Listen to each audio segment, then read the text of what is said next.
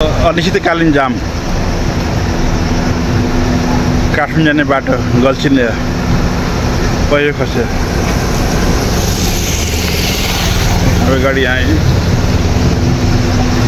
पछाडि कहाँ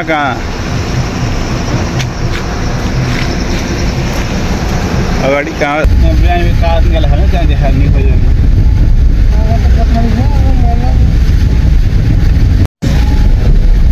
काठमाडौँ जान लाग्यो गल्छी जाने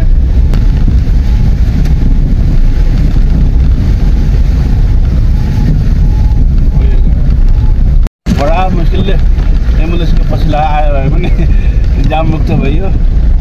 बिरामी बुवाले आएको बुवा आमाले आएको यस्तो अब त बाटो क्लियर छ अब यहीँ पहिरो गएको यो पहिरोले गर्दा जाम भएको है तर हामी बिहान ठिक टाइममा हिँडेको छौँ क्या चाँडै हिँडेमा 2 घन्टा अझै बस्नु पर्थ्यो नि यहाँ पहिरोले यस्तो बाटो बन्द यहाँ त आधा घन्टा पनि बिरामी बुवा आमालाई गाह्रो भएको थियो